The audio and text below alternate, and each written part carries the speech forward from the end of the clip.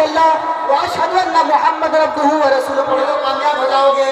हम तुम्हारे तमाम गुनाहों को मिटा देंगे, हम तुम्हारे तमाम लफ्ज़ों को मिटा देंगे, हम तुम्हारे तमाम खताओं को मिटा देंगे। आपको जरूरत है इस्लाम के अंदर आने का।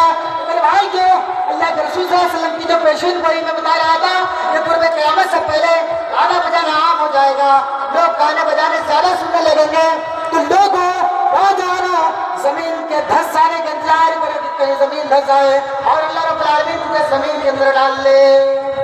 अल्लाह ने सूरह लुक़मान सूरह नंबर 31 का आयत नंबर 6 में फरमाता है, व मिनन नास मन यश्तरी लहुल हदीद।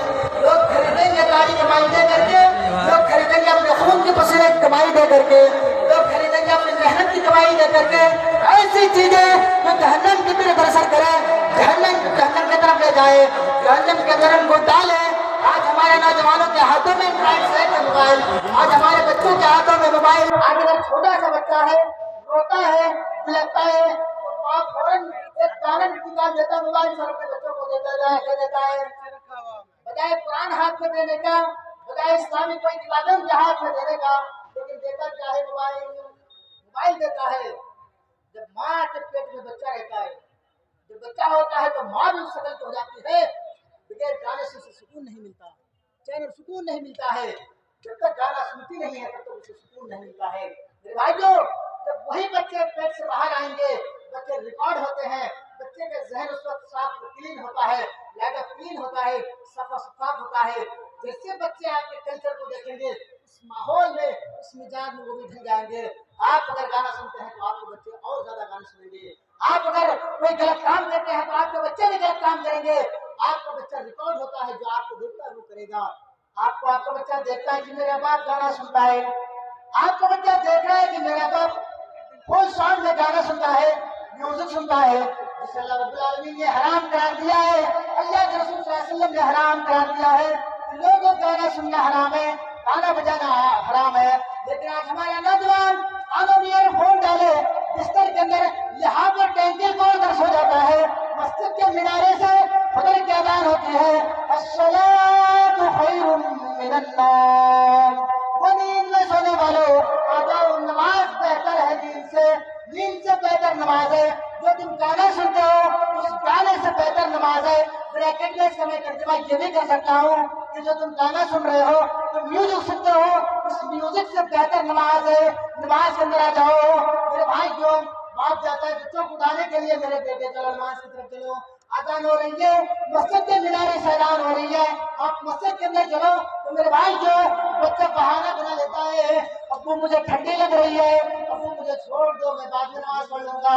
बाप भी उतना, बाप भी बच्चों के ऊपर ये लड़ाई नहीं करता, बाप भी बच्चों के ऊपर फोर्स नहीं करता कि अगर हम बच्चों के ऊपर फोर्स करें तो मेरा बच्चा कहीं उनका जवाब हमें ज्यादा दे दे। बाप 70 साल के हो गए हैं, 80 साल के बुढ़े हो चुके हैं, 40 साल के बुढ़े हो चुके हैं, आप खुद नमाज नहीं पढ़ते हैं, मुझे क्यों कह रहे नमाज पढ़ने के लिए, हम क्यों जाए नमाज पढ़ने के लिए? बाप भी डरता है कि कहीं हमें ये जवाब न मिल जाए। मेरे भाइयों, लेकिन आपको होशियार रहना पड़ेगा, आपको मजबूत होना पड़ेगा। आप अगर मजबूत नहीं हुए तो आपके बेटे आपके बच्चे जिधर आपको ले जाना चाहे ले जा सकता है, ले जाना चाहेगा तो ले जाएगा, और ले जा ही रहे हैं। आज हमारी मस्जिदों का हाल देख लो, आलिशान बिल्डिंग संगे मरमर लगा हुआ, आलिशान बिल्डिंग हमने बना दी मस्जिदें, लेकिन मस्जिदों में सिर्फ 2% नमाजी, 3% नमाजी, 4% नमाजी, बच्चे पूरी मस्जिद खाली। मेरे भाइयों, अल्लामा इकबाल का शेर है कि पहले मस्जिदें थी कच्ची तो पक्के थे नमाजी, आज मस्जिदें हैं पक्की तो कच्चे हैं नमाजी। आज हमें रात को चाय के होटलों में गप्पे मारने से फुर्सत नहीं है तो नमाज की तरफ कौन आएगा? टीवी देखने से हमें फुर्सत नहीं है तो नमाज की तरफ कौन आए? हमें तो फुर्सत नहीं मिलता, हम तो टीवी देख रहे हैं, चाय की सुस्कियां ले रहे हैं, इनकी बुराई उनके सामने, उनकी बुराई उनके सामने, इससे हमें फुर्सत ही नहीं मिलता तो हम नमाज को क्या पढ़ेंगे? मेरे भाइयों, अल्लाह के रसूल सल्लल्लाहु अलैहि वसल्लम फरमाते हैं कि जब तुम्हें क़यामत के दिन उठाया जाएगा, कब्रिस्तान से जब आपको क़यामत के दिन उठाया जाएगा, इन्ना अव्वल मा युहासिबु बिही यौमल क़यामत सलाह, सबसे पहले आपके बारे में आपसे सवाल किया जाएगा नमाज के बारे में कि आपने नमाज पढ़ी थी या नहीं पढ़ी थी, आप नमाज पढ़े थे या नहीं पढ़े थे, या चाय के होटलों में बैठ करके गप्पे मारते थे, या चाय के होटलों में बैठ करके लोगों की बुराई क्या करते थे। सबसे पहला जो सवाल होगा वो क्या होगा कि आप नमाज पढ़े थे या नहीं पढ़े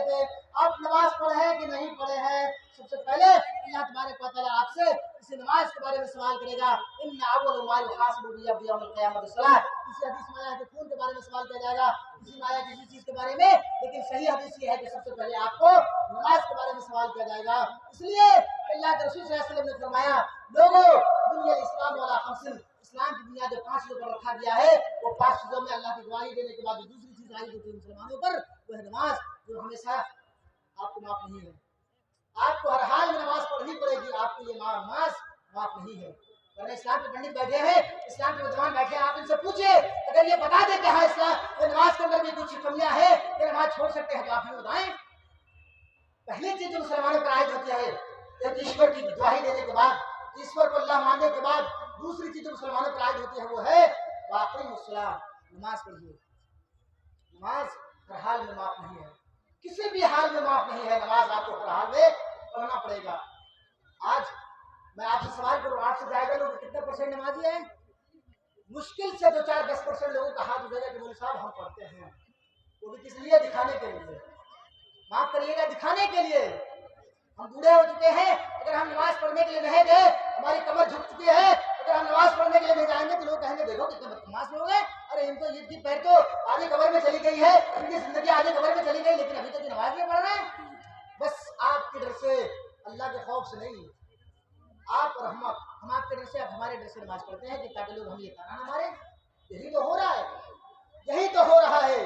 आज मुसलमानों के अंदर कीना, बुग़्ज़, हसद, कहीं इस्लाम को लेकर के आपसे हमारी लड़ाई होती है, आपकी लड़ाई मेरे साथ होती है, आपसे हमारा तू में हो जाता है, फिर 2-4 दिन के बाद एक ही जगह बैठ करके गप्पे करते हैं, एक जगह बैठ करके चाय पीते हैं, आपके भोजन भंडारे में हम जाते हैं, हमारे भोजन भंडारे में आप जाते हैं, खाते पीते सब एक जगह है। लेकिन जब नमाज का सवाल आता है, जब इस्लामिक चीजों का सवाल आता है, तो हमारी मस्जिदें अलग हो जाती है। हम आपकी मस्जिद में ले जाएंगे, आप हमारी मस्जिदों में आएंगे। अरे कब तक इन घृणा और नफरतें फैलाओगे लोगों तक? अल्लाह रब्बुल आलमीन का वो घर है, किसी के बाप का घर नहीं है। मौलाना रफीक सुपौल की सरजमीन से आपके इस पंजाब की सरजमीन पर आए हैं। अगर मैं आपकी मस्जिदों में जाऊँ नमाज पढ़ने के लिए, तो आपको ये कहने की परमिशन नहीं है कि आप हमें एक इंच हिला नहीं सकते कि आप हमारी मस्जिदों में नमाज क्यों पढ़ रहे हैं। अगर आप हमारे सुपौल विजिट करें तो हमारी भी जरूरत नहीं है, हमारे बाप का भी जरूरत नहीं है कि आपको हम कहते हैं कि आप हमारी मस्जिदों में क्यों आए हैं। आप घर के रहने वाले हैं तो कटिया चले जाइए नमाज पढ़ने के लिए, कोई नहीं पहुंच सकता है। इसलिए कि मस्जिद सिर्फ अल्लाह रब्बुल आलमीन के घर है। वहाँ एक फकीर भी आ सकता है, एक भीख मांगने वाला भिखारी भी आ सकता है, आपके पास साथ बैठ करके, आपके साथ बैठ कर नमाज पढ़ सकता है, आपके साथ कंधे से कंधे मिला करके, पैर से पैर मिला करके नमाज पढ़ सकता है। आप उसे हटाना तो दूर की बात है, 1 इंच दाएं से बाएं नहीं कर सकते हैं, 1 इंच। इस्लाम की शिक्षा है, इस्लाम की पेशीन गोइयां है। मेरे भाइयों, इस्लाम हमारा मिटा जा रहा है। आज हमारे बच्चों को मदरसे में जाकर देखिए तो बच्चों को लोग मदरसे में नहीं पढ़ाते हैं। क्यों पढ़ाएंगे साहब? आप क्यों नहीं पढ़ाते बच्चों को? अरे मौलाना साहब क्या बात बताए, 4,000-5,000 मौलाना साहब को तनख्वाह मिलता है, 4-5,000 में क्या होने वाला है? हम अपने बच्चों को इंजीनियर बनाएंगे, डॉक्टर बनाएंगे, प्रोफेसर बनाएंगे, आईएएस बनाएंगे, आईपीएस बनाएंगे, ये 50,000 1 लाख रुपए महीना कमाएंगे, दिन के 50,000 कमाएंगे, उनकी जिंदगी खुशहाल में जिएगी, जिंदगी खुशहाल में चलेगी। ये मस्जिदों में नमाज पढ़ाने वाले मौलवी, मदरसों में बच्चों को पढ़ाने वाले मौलवी जो 4,000-5,000 में मिलता है, अरे इनकी जिंदगी क्या है? देखता हूँ ये पैजामा पहनता है, कुर्ता पहनता है, बस हो गया। मेरे भाइयों, आपके 50 और 1 लाख रुपए में जितना बरकत नहीं है, उससे कहीं ज्यादा अल्हम्दुलिल्लाह 4,000-5,000 में काम करने वाले, हमारे मदरसे में छोटे छोटे बच्चों को पढ़ाने वाले मौलवियों का है, जो अल्हम्दुलिल्लाह मौलवियों की कुर्ते से तिरछ नहीं जाता। मौलवी अगर मार्केट में विजिट करता है तो सबसे पहला अगर सब्जी देखता है, जो अच्छी सब्जी होती है, खरीदने वाले वही होते हैं। अगर अच्छी पोस्ट मिलता है उन्हें तो सबसे पहले खरीदने वाले वही होते हैं। और चले जाइए मौलवी क्या, कभी आपको नहीं मिलेगा कि हमें नमक रोटी खिला करके भेजे हैं। अल्हम्दुलिल्लाह हम मौलवियों के घरों में हमेशा गोश्त और मछली हुआ करता है। अल्लाह तबारक व तआला का शुक्र है, अल्लाह तबारक व तआला का बेपाया रहम करम है, अल्लाह रब्बुल आलमीन ने हमारी कमाई में वो बरकत रखी है। इसलिए कि हम दीन की बातें लोगों को बताते हैं, दीन की बातें लोगों तक पहुंचाते हैं, अल्लाह रब्बुल आलमीन के दीन को फैलाते हैं, इसलिए हमारी कमाई में हमारी बरकत है। मेरे भाइयों, आप मौलवियों को हकीर नजर से मत देखिए। अगर आपके गाँव में कोई मौलवी आ जाए तो आप उन्हें बिठाइए, आप उन्हें खाना खिलाइए, नाश्ता का टाइम है तो उसे नाश्ता दीजिए, आप उसे रिश्वत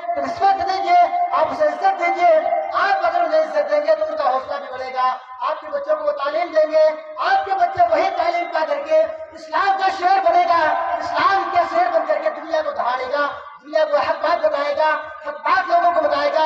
आपके बच्चे लाइन में लाइए मेरे सामने, जो आपका बच्चा 2 लाख रुपए महीना कमाता है, हम 5,000 रुपए महीना कमाते हैं, यही जलसा करते हैं, जलसे से मौलवियों को कितना मिल जाता है? 10,000, 12,000, 15,000 मिलता है। एक महीने में 2 डेट, 4 डेट, 10 डेट या 12 डेट या 3 महीना प्रोग्राम होता है। 3 महीने में मौलाना कितना कमाते हैं? 3 लाख, 4 लाख, 5 लाख, हाईएस्ट आप 10 लाख मान लीजिए। आपका बच्चा 10 करोड़ कमाता है एक साल में, 10 करोड़ कमाता है। आइए मेरे सामने बिठाइए, जो आपका बच्चा 10 करोड़ कमाता है, हम 5,000 कमाते हैं, हम सवाल करते हैं वो हमें जवाब दे दे। जब वो सवाल करे तो अल्हम्दुलिल्लाह रेफरेंस के साथ जवाब हम देंगे। जो एक चटाई पर बैठ करके हम पढ़ते हैं, एक बोरे पर बैठ करके हम पढ़ते हैं। अल्हम्दुलिल्लाह हमारे अंदर जो तालीम है, हमारे अंदर जो शिक्षा है, आपके बच्चे करोड़ों रुपए कमा ले सही, वो कमा तो रहा है, उससे हमें कोई सरोकार नहीं है, लेकिन जो शिक्षा हमारे पास है उनके पास कभी नहीं होगा, कभी नहीं होगा। हम पढ़ते हैं हिंदू धर्म की किताबें, हम पढ़ते हैं जैन धर्म की किताबें, हम पढ़ते हैं बौद्ध धर्म की किताबें, हम पढ़ते हैं ईसाई धर्म की किताबें, हम पढ़ते हैं सिख धर्म की किताबें, तमाम धर्मों के ग्रंथों को कोट करते हैं। आपका बच्चा कितना जानता है? हिंदी, इंग्लिश और मैथ, ये 3 सब्जेक्ट जानते हैं। ये कंपल्सरी है, लेकिन अच्छे मास्टर से जब मैं पूछता हूँ या इंग्लिश में बात करना चाहता हूँ उनसे, तो मेरे भाई जो कहता है मौलाना साहब हमें याद नहीं, हम आपसे बोल नहीं सकते, आप हमसे बांग्ला में बात करिए, उर्दू में बात करिए तो हम कर लेंगे। लेकिन अल्हम्दुलिल्लाह एक चढ़ाई पर बैठ करके पढ़ने वाले वो शख्स, आप उससे इंग्लिश में बात करो, अरबी में बात करो, फारसी में बात करो, संस्कृत में बात करो, सारी जबानों में आपसे बात कर सकता है। अल्हम्दुलिल्लाह हमारे मदरसे से ऐसे ऐसे शेर को निकाला जाता है, ऐसे ऐसे शेर निकलते हैं, ऐसे ऐसे शेर निकल करके पूरी दुनिया को रोशन करते हैं, इस्लाम बताते हैं कि इस्लाम क्या है। तो आज मैं आपके सामने बता रहा हूँ मेरे भाई, जो हम आपको रेफरेंस दे रहे हैं कि जनाब मोहम्मद रसूलुल्लाह सल्लल्लाहु अलैहि वसल्लम को अल्लाह रब्बुल आलमीन ने जो मोहम्मद बना के भेजा है, जो रसूल बना करके भेजा है, आपकी धार्मिक ग्रंथों के अंदर भी मौजूद है। एक ईश्वरवाद की तौहीद, एक ईश्वर यानी अल्लाह एक है, एक देवहा, देवता एक है, ईश्वर एक है, उसकी कोई परमात्मा नहीं है, उसकी कोई फोटो नहीं है, उसकी कोई पिक्चर नहीं है, उसकी कोई पेंटिंग नहीं है। ऋग्वेद मंडल नंबर 10 सूत्र नंबर 83 मंत्र नंबर 3, ऋग्वेद मंडल नंबर 10 सूत्र नंबर 83 मंत्र नंबर 6, ऋग्वेद मंडल नंबर 10 सूत्र नंबर 64 मंत्र नंबर 16, ऋग्वेद मंडल नंबर 1 सूत्र नंबर 1 मंत्र नंबर 1, ऋग्वेद मंडल नंबर 16 सूत्र नंबर 47 मंत्र नंबर 8, ऋग्वेद मंडल नंबर 1 सूत्र नंबर 18 मंत्र नंबर 2, ऋग्वेद मंडल नंबर 1 सूत्र नंबर 2 मंत्र नंबर 13। इस तरीके से हजारों वाक्य मैं आपको रेफरेंस दे सकता हूँ कि एक देवहा, देवता एक है, ईश्वर एक है, उसी की भक्ति होनी चाहिए, उसी की प्रशंसा होनी चाहिए, उसी की पूजा होनी चाहिए। आज आप फोटो बनाते हैं, पिक्चर बनाते हैं, आपके ग्रंथों के अंदर मौजूद है। श्वेताश्वतरोपनिषद अध्याय नंबर 4 मंत्र नंबर 20 लिखा है ना तस्य प्रतिमासी यस्ना महद्दिसा। यजुर्वेद अध्याय नंबर 32 मंत्र नंबर 3 ना तस्य प्रतिमास्ति यस्ना महद्दिसा। छंदोग्य उपनिषद अध्याय नंबर 6 श्लोक नंबर 2 मंत्र नंबर 1 एकम सत दीप प्रावह ददान्ति। सब एक है, हक एक है, अल्लाह एक है, जिसकी कोई प्रतिमा नहीं है, कोई फोटो नहीं है, कोई पिक्चर नहीं है, कोई पेंटिंग नहीं है। जो उसकी पूजा करता है पेंटिंग बनाकर, फोटो बनाकर, वो अंधकार में जा रहे हैं। यजुर्वेद अध्याय नंबर 32 का मंत्र नंबर 9 उठा के देखिए, उसमें लिखा है अंधात्मा पर विशांत संभोति उपासते। अंधकार में वो लोग जा रहे हैं जो असंभवी चीजों की पूजा करते हैं, जैसे सूरज, चांद, पेड़ पौधे वगैरह का पूजा करने वाले घोर अंधकार में जा रहे हैं। ये हमारे अल्फाज नहीं है, आपकी किताबों का अल्फाज है, ये आपकी किताबों का अल्फाज है। अंधात्मा पर विशांत संभोति उपासते। अंधकार में वो लोग जा रहे हैं जो अनुभव चीजों की पूजा करते हैं।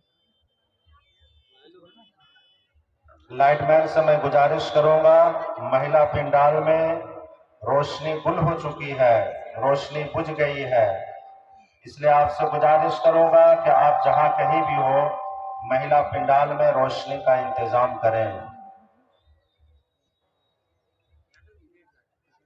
और तमाम जो हमारे सामेईन सामने दाएं बाएं खड़े हैं, मैं आपसे बड़े ही अदब और एहतराम के साथ गुजारिश करूंगा कि खुदा के वास्ते आप लोग बैठ जाएं।